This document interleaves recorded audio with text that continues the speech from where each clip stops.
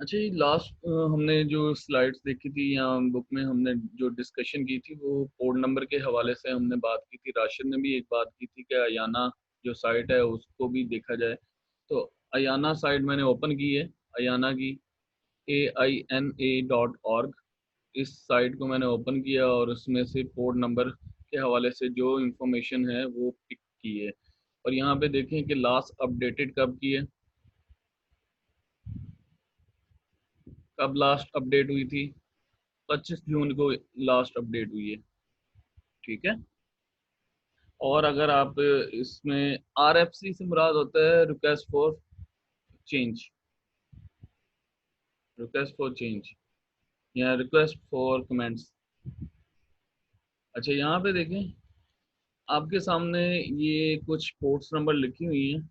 Service है, service name, port number, और उसके बाद ट्रांसपोर्ट प्रोटोकॉल और उसकी डिस्क्रिप्शन। फिर असाइनी कौन है, किसने असाइन किया, कॉन्टैक्ट नंबर, उनका कॉन्टैक्ट पर्सन कौन है, और इसी तरह से मॉडिफाई कब हुई है। तो यहाँ पे गौर करें कि आपके पास मुख्तलिफ किस्म की सर्विसेज हैं जिसके बिहाफ पर उनके पोर्ट नंबर यूज हो रहे हैं, और उसके साथ जो प्रोटोकॉल यूज होगा उस प्रोटोकॉल का नाम भी लिखा गया है। ठीक है।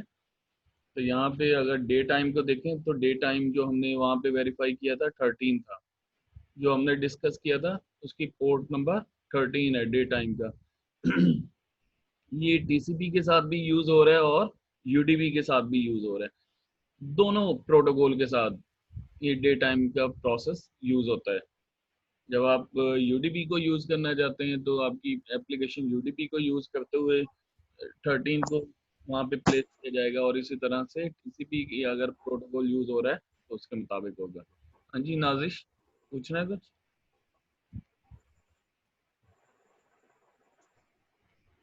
यहाँ पे देखें FTP प्रोटोकॉल है, ये TCP को सपोर्ट करता है और इसी तरह से UDP को भी सपोर्ट करता है।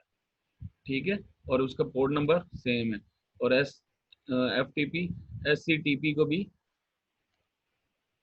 यूज करता है। ठीक है। इसी तरह से आपके पास टेलनेट है, मुख्तलिफ किस्म के प्रोडक्ट यानी सर्विसेज हैं, उनके पोर्ट नंबर भी दिए हुए हैं।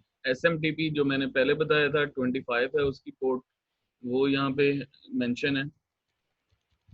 और अगर आप बॉटम में आए तो बॉटम में ये आपके पास 143 पेजेस हैं, 143 पेजेस हैं जिसके ऊपर मुख्तलिफ किस्म के पोर्ट्स लिखी हुई हैं। अगर मैं किसी एक नंबर पे भी क्लिक करता हूँ तो उसके मुताबिक नेक्स्ट जो पोर्ट्स आ गई हैं वो आपके सामने है, यानी 261 से लेकर ऑनवर्ड। ठीक है। इस तरह से 143 पेजेस पर आपके ये पोर्ट्स नंबर अवेलेबल है।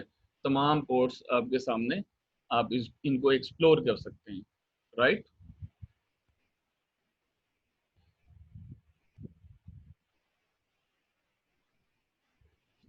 अच्छा जी, चलें वापस आते हैं इस तरफ।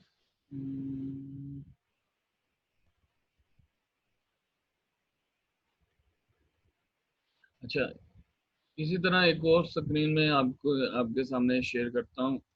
ये मेरे पास स्क्रीन है डॉस प्रॉम्प्ट की, कमांड प्रॉम्प्ट की। ठीक है। लास्ट टाइम हमने देखा था नेट स्टेट को यूज किया था, net state space A -A। तो इसमें कुछ पोर्ट्स लिसनिंग थी और कुछ पोर्ट्स एस्टेब्लिश थी। आप में से किसी ने पूछा था कि लिसनिंग और एस्टेब्लिश में क्या फ़र्क है। दोनों ओपन पोर्ट्स हैं, दोनों ओपन पोर्ट्स हैं। लिसनिंग का मतलब ये है कि ये रेडी टू कनेक्ट, यानी ये कनेक्शन के लिए रेडी है, जबकि जो कनेक्टेड हो चुकी हैं वो एस्टेब्लिश्ड है। ये थोड़ा सा फ़र्क है। ये पहले मैंने आपको जो बताया था उसमें थोड़ा सा चेंज कर लें अगर मिसिंग हुई है तो। लिसनिंग का मतलब ये है कि ये रेडी टू कनेक्ट है, ये पोर्ट ओपन है लेकिन रेडी टू कनेक्ट। और एस्टेब्लिश का मतलब ये है कि ये पोर्ट एस्टेब्लिश हो गई है। क्लियर? इसी तरह अगर आप, ये स्क्रीन शो हो रही है आपको? जी सर, और ये जी सर, हो रही है। अच्छा, अगर आप किसी कमांड की हेल्प देखना चाहते हैं तो जस्ट उस कमांड को आप लिख दें नेट स्टेट, और पैरामीटर ना लिखें अभी, जस्ट क्वेश्चन मार्क लिख दें। क्वेश्चन मार्क लिखेंगे तो आपको उसकी हेल्प मिल जाएगी। मीन्स कि ये जो आपके पास ये जो नेट स्टेट है, नेट स्टेट को आप किन किन पैरामीटर के साथ यूज कर सकते हैं। आप -a के साथ यूज कर सकते हैं, -b के साथ यूज कर सकते हैं, -e के साथ, -f के साथ, -n, -o, -p, इसी तरह -r, -s, -x और ये -t। अब इनकी डिटेल कहाँ पे है, ये लिखी हुई है। -a का मतलब display all connection and listening ports, जितने भी कनेक्शन एस्टेब्लिश हैं और लिसनिंग पोर्ट्स जो हैं उनकी इंफॉर्मेशन। अगर आप बी लिखेंगे तो वो क्या करेगा, एग्जीक्यूटेबल, यानी जितने भी एग्जीक्यूटेबल इन्वॉल्व होंगे उसमें वो सारे पोर्ट्स को आपको मेंशन करेगा, शो करेगा। इसी तरह से -e करेंगे तो ईथरनेट स्टैटिस्टिक्स देगा, मींस कि आपका लैन कार्ड की इंफॉर्मेशन देगा, कितने पैकेट रिसीव हो रहे हैं, कितने आउट हो रहे हैं। इसी तरह वो से बढ़िया है। जी,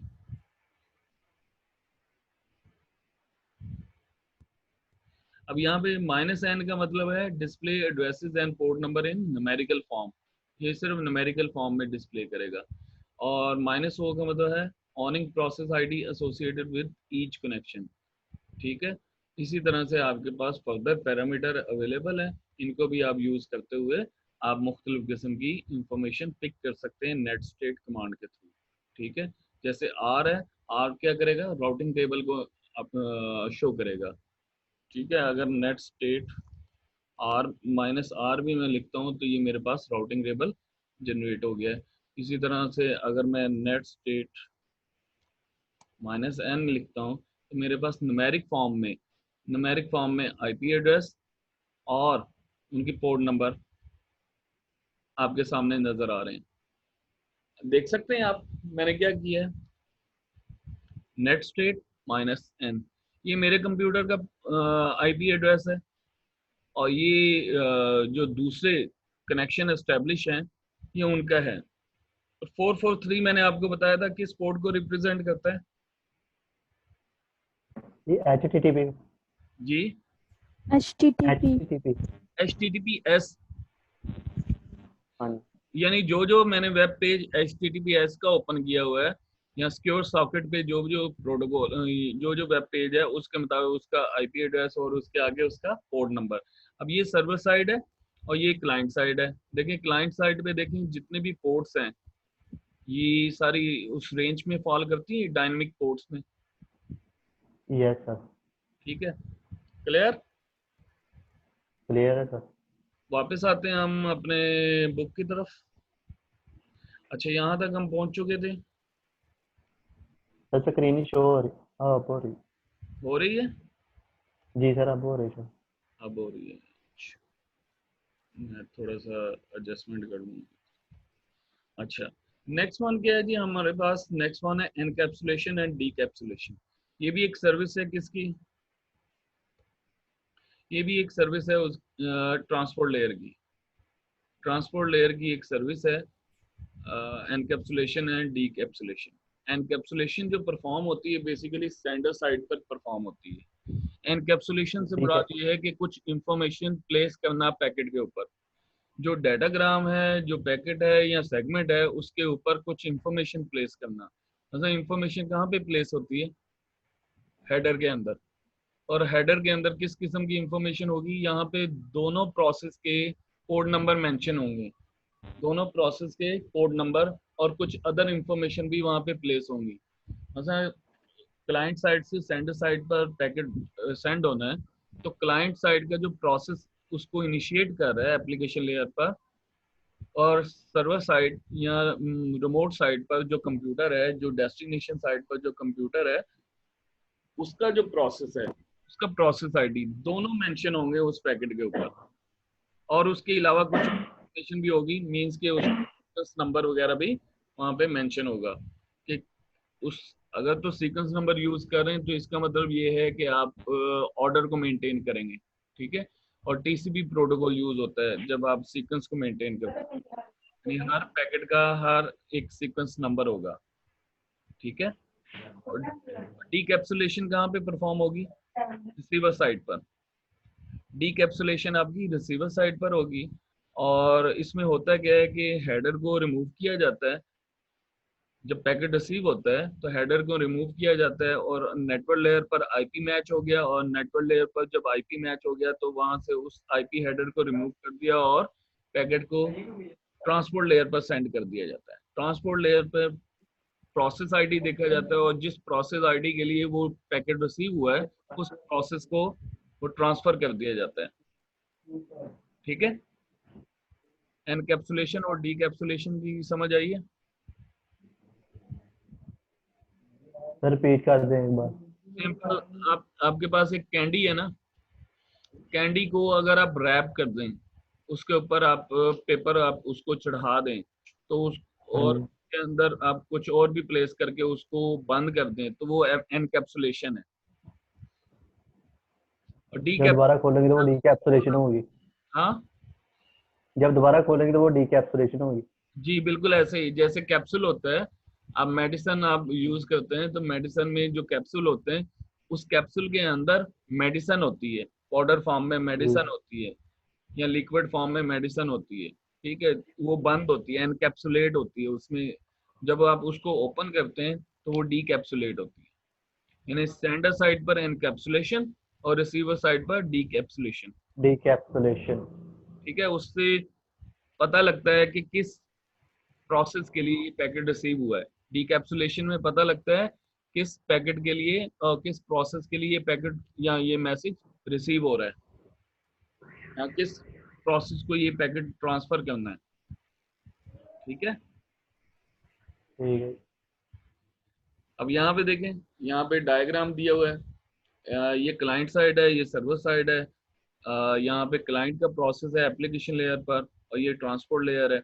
ये मैसेज जनरेट हुआ क्लाइंट साइड से क्लाइंट प्रोसेस के बिहाफ पर, और मैसेज के ऊपर इस मैसेज के ऊपर एक हेडर प्लेस कर दिया गया है जिसको हम एनकैप्सुलेशन के तौर पर यूज कर रहे हैं, यानी उसको एनक्लोज कर रहे हैं, उसके अंदर इंफॉर्मेशन प्लेस कर रहे हैं। कुछ कौन सी इंफॉर्मेशन इसमें? पेलोड। पोर्ट नंबर, इस प्रोसेस का पोर्ट नंबर और इस प्रोसेस का पोर्ट नंबर, यानी क्लाइंट और सर्वर दोनों के पोर्ट नंबर यहाँ पे मेंशन हो रहे हैं। और ये लॉजिकल चैनल को तो जब डीकैप्सुलेशन फॉर्म मींस के डेस्टिनेशन तक पहुंचता है तो ये हेडर को ट्रांसपोर्ट लेयर पर इस हेडर को रिमूव कर दिया जाता है, और जब देखा जाता है कि इसके अंदर पोर्ट नंबर कौन सा है तो यहाँ से रिमूव करके फिर इसको सेंड कर दिया जाता है, पैकेट को या डाटा को या पे लोड को सेंड कर दिया जाता है सर्वर के उस प्रोसेस को जिस प्रोसेस का यहाँ पे आईडी मेंशन है। ठीक है, क्लियर? ये पेलोड से क्या बना था यहाँ? पेलोड डाटा ही है ना, ठीक है। पैकेट डाटा डाटाग्राम पेलोड ही कहलाता है ना। ठीक है। उस लेयर पर जिस लेयर पर वो डाटा रिसीव हुआ है वो बेशक उसके ऊपर और हेडर लगे हुए हैं, लेकिन वो उसके लिए एज ए होल डाटाग्राम या पेलोड या पैकेट कहलाता है। नेक्स्ट सर्विस है जी हमारे पास मल्टीप्लेक्सिंग एंड डीमल्टीप्लेक्सिंग। यहाँ पे मल्टीप्लेक्सिंग से मुराद ये है कि जब एक एंटिटी बहुत सारे यूं कह लें कि चलिए सिंपल एग्जांपल से मैं आपको समझाता हूँ कि अगर आप ये कहें कि आपने ट्रैवल करना है लाहौर के लिए, तो जिस बस में आपने जाना है उसमें 50 सीट्स हैं। बस कितनी है? एक है। तो 50 मल्टीपल डायरेक्शन से लोग उसमें बैठ सकते हैं, मल्टीपल डायरेक्शन से आके उसमें सीट रिजर्व करके वहाँ पे ट्रैवल कर सकते हैं। ये सर कर सकते हैं। तो ये क्या हुआ? Multiplexing, many to many to one. Many to one. जब वो डेस्टिनेशन तक पहुंचती है, मीन्स के लाहौर पहुंचती है, तो वहां से एक बस से बहुत सारे लोग मुख्तलिफ डायरेक्शन में जा सकते हैं अपनी अपनी डेस्टिनेशन पर। Yes sir. सिटी एक था ना, सिटी एक से हाँ उस जी सर। मुख्तलिफ एरियाज के लिए वो निकल जाएंगे, इसको हम डी मल्टीप्लेक्सिंग बोलते हैं। One two many. और इसी तरह से अगर एक और एग्जांपल को लेके चलें तो आप उसको इस तरह से कह सकते हैं कि अगर आपके इलाके में पोस्ट बॉक्स बना हुआ है, पोस्ट बॉक्स बना हुआ है, तो बहुत सारे लोग अपने डाक जो है लेटर जो है पोस्ट वहाँ पे करते हैं। आपके एरिया से मल्टीपल लोग मुख्तलिफ स्ट्रीट से मुख्तलिफ घरों से लोग वहाँ पे पोस्ट बॉक्स में अपने लेटर ड्रॉप करते हैं, और वहाँ से एक कैरियर आता है। वो कैरियर कौन है? Postman postman postman. तमाम डाक को उठाता है और जीपीओ ले जाता है, यहाँ पोस्ट ऑफिस ले जाता है। तो वो जो कैरियर है वो वन कैरियर है, मल्टीपल लोगों की डाक है, एक कैरियर है पोस्टमैन, और वो लेके कहाँ जा रहा है, जीपीओ। जीपीयू। और पोस्ट ऑफिस से फिर मल्टीपल डायरेक्शन में डिलीवरी हो जाती है, मल्टीपल सिटीज मल्टीपल एरियाज में डिलीवरी हो जाती है। तो उसको हम क्या कहते हैं, उसको हम क्या कहते हैं, डीमल्टीप्लेक्सिंग। मल्टीप्लेक्सिंग। अच्छा, अब आपका जो कंप्यूटर है वो क्लाइंट साइड पर अगर हम कंसीडर करें तो क्लाइंट साइड पर मल्टीप्लेक्सिंग होती है और रिसीवर साइड पर डीमल्टीप्लेक्सिंग होती है। क्लाइंट साइड पर मल्टीप्लेक्सिंग होती है और रिसीवर साइड पर डीमल्टीप्लेक्सिंग होती है। तो कैसे होती है कि आप यूं कह लें कि आपके कंप्यूटर पर कुछ प्रोसेस रनिंग में है और लेट्स से वो 5 प्रोसेस रनिंग में है, ठीक है, 5 प्रोसेस रनिंग में है। तो वो 5 में से 3 प्रोसेस यूडीपी की सर्विस को यूज करते हैं, 5 में से 3 प्रोसेस यूडीपी की सर्विस को यूज करते हैं। वो जो 3 एक सर्विस यूज कर रहे हैं यूडीपी की, तो वो मल्टीप्लेक्स, यानी 3 मुख्तलिफ प्रोसेस एक। आमिर आपके माइक से शोर आ रहा है, माइक बंद कर दो। यानी क्लाइंट साइड पर मैंने आपसे बात की है कि 5 अगर प्रोसेस हैं, 5 में से 3 प्रोसेस अगर यूडीपी को यूज कर रहे हैं और 2 प्रोसेस टीसीपी को यूज कर रहे हैं, तो वो मल्टीप्लेक्सिंग परफॉर्म हो रही है, यानी 3 to 1 और 2 to 1। क्लियर। इसी तरह डेस्टिनेशन साइड पर मल्टीपल प्रोसेस हैं, यानी मल्टीपल प्रोसेस एक ट्रांसपोर्ट लेयर के बिहाफ पर रिसीव हो रहे हैं, ठीक है ना, ट्रांसपोर्ट लेयर के बिहाफ पर पैकेट रिसीव हो रहे हैं ना। तो वहां पर वन प्रोटोकॉल और वन प्रोटोकॉल से मल्टीपल प्रोसेस को डाटा रिसीव होना है। तो वहां पे जो डेस्टिनेशन एंड पर परफॉर्म होगा वो डीमल्टीप्लेक्सिंग होगी, मींस कि एक प्रोटोकॉल से मल्टीपल प्रोसेस को डाटा रिसीव होगा। ये उसी तरह से एग्जांपल जैसे मैंने बस की एग्जांपल दी है, ठीक है। और इसको हम कहते हैं जो सेंडर साइड है उस पर मल्टीप्लेक्सर यूज होते हैं और रिसीवर साइड पर डीमल्टीप्लेक्सर। क्लियर। यहाँ पे डायग्राम है 23.8, इसको मैं शो कर देता हूँ। इस डायग्राम को देखें जरा, ये डायग्राम नजर आ रही है आपको? जी सर। अब ये क्लाइंट साइड है और ये आपके पास सर्वर साइड है। क्लाइंट पे कितने प्रोसेस हैं? 3 प्रोसेस। 3 प्रोसेस हैं 3 प्रोसेस। और हर प्रोसेस अपना अपना मैसेज जनरेट कर रहा है, अपना अपना पैकेट जनरेट कर रहा है। तो कितने मैसेज हैं? 3 मैसेज हैं। 3 मैसेज है। अब ये ट्रांसपोर्ट लेयर किसकी है? क्लाइंट साइड की। क्लाइंट साइड की ट्रांसपोर्ट लेयर है। जब ये रिसीव करती है, मींस कि ये ट्रांसपोर्ट लेयर इन प्रोसेस के बिहाफ पर ये मैसेज रिसीव करेगा, तो 3 पैकेट बनेंगे ना यहाँ पे। मैसेज 1 का पैकेट है, मैसेज 2 का पैकेट है, मैसेज 3 का पैकेट है, ठीक है। ठीक है। इनमें से 2 प्रोसेस जो हैं या 2 पैकेट जो हैं वो इस सर्वर की तरफ जाने हैं और एक इनमें से पैकेट इस सर्वर को जाना है। जैसे आप YouTube के कुछ पैकेट भेज रहे हैं, YouTube पे कुछ पैकेट भेज रहे हैं और कुछ Facebook पे पैकेट भेज रहे हैं, ठीक है ना, 2 मुख्तलिफ सर्वर को आप कम्युनिकेट कर रहे हैं। तो 2 पैकेट कहाँ पे चले गए? इस सर्वर पर। और यहाँ पे क्या परफॉर्म होगा? डीमल्टीप्लेक्सिंग। डीमल्टीप्लेक्स। पैकेट 1 और 3 यहाँ पे रिसीव हुए और इस डीमल्टीप्लेक्सर के बिहाफ पर जो पैकेट 1 है वो प्रोसेस 1 को चला गया और जो पैकेट 3 है वो प्रोसेस 3 को यहाँ पे चला गया। अगर पैकेट 2 को देखें तो ये डीमल्टीप्लेक्सिंग यहाँ पे हो रही है, लेकिन एक ही पैकेट है तो 1 to 1 ही कम्युनिकेशन हो रही है, लेकिन यहाँ पे डीमल्टीप्लेक्सिंग का कंसेप्ट ये है 1 से मैनी। तो यहाँ से ये पैकेट 2 को इस प्रोसेस 2 को एलोकेट कर दिया जाएगा और यहाँ पे ये सर्वर और है और ये सर्वर और है, ये मुख्तलिफ किस्म के सर्वर के साथ आपकी कम्युनिकेशन होती है, ठीक है। आपके एक कंप्यूटर के बिहाफ पर मल्टीपल मैसेजेस जनरेट होते हैं, मल्टीपल प्रोसेस उन मैसेजेस को जनरेट करते हैं, और क्लाइंट साइड पर मल्टीप्लेक्सिंग और रिसीवर साइड पर डीमल्टीप्लेक्सिंग। ठीक है, क्वेश्चन है किसी का?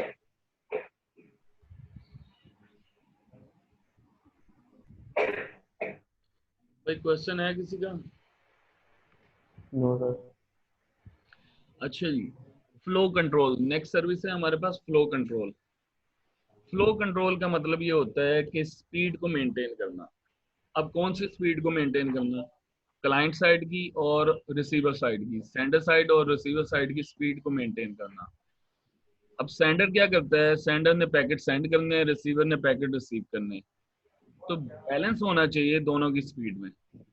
ठीक है, दोनों की स्पीड में बैलेंस होना चाहिए कि पैकेट किस स्पीड से सेंड होने और किस स्पीड से रिसीव होने।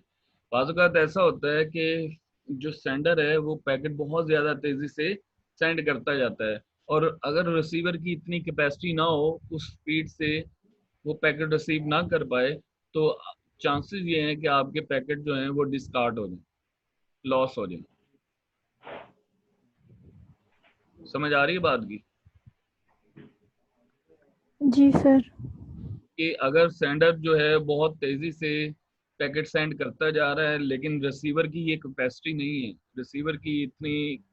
रिसीवर इतना केपेबल नहीं है कि वो उस स्पीड से पैकेट रिसीव भी करे।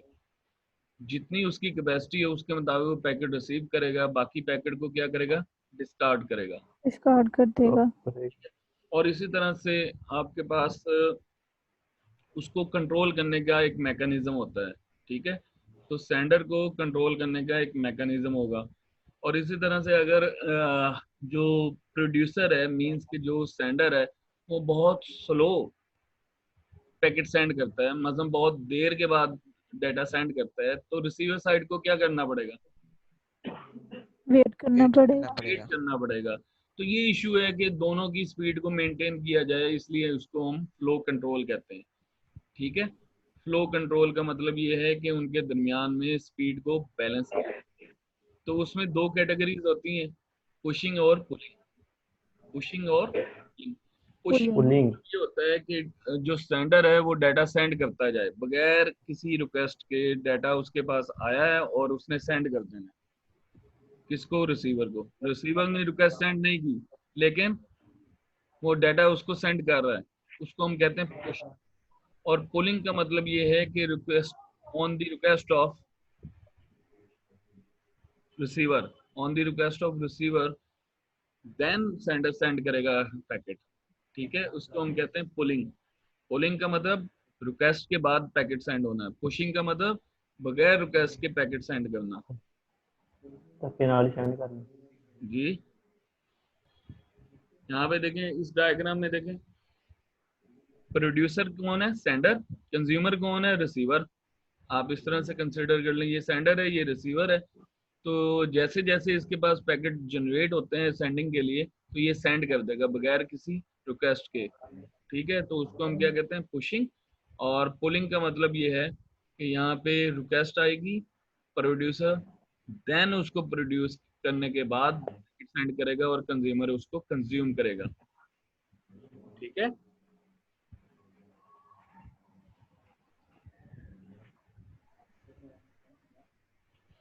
अच्छा जी। Flow control at transport layer. Transport layer पर हाँ जी, कुछ पूछना है?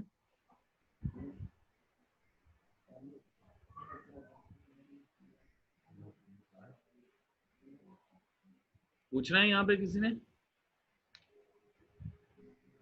No sir. अच्छा, जो फ्लो कंट्रोल होता है ट्रांसपोर्ट लेयर पर, बेसिकली उसमें चार एंटिटीज हम यूज कर रहे होते हैं। एक एंटिटी आपकी है सेंडर प्रोसेस, और उस सेंडर का ट्रांसपोर्ट लेयर। इसी तरह से रिसीवर की ट्रांसपोर्ट लेयर, और फिर रिसीवर का प्रोसेस। प्रोसेस। तो यहाँ पे जो सेंडिंग साइड है, जो भी पैकेट जनरेट कर रहा है वो कंज्यूमर, सॉरी प्रोड्यूसर, और जो उसको कंज्यूम करेगा वो उसको कंज्यूमर। कंज्यूमर कहते हैं। कंज्यूमर। ठीक है, अच्छा, जो ट्रांसपोर्ट लेयर है ना, सेंडिंग साइड और रिसीविंग साइड, वो दो रोल प्ले करती हैं। तो जो सेंडिंग साइड और रिसीविंग साइड की ट्रांसपोर्ट लेयर है, वो दो रोल प्ले करती हैं, दो दो रोल प्ले करती हैं, एक कंज्यूमर का और एक प्रोड्यूसर का, और दूसरे एंड पर प्रोड्यूसर का और फिर कंज्यूमर का। कैसे?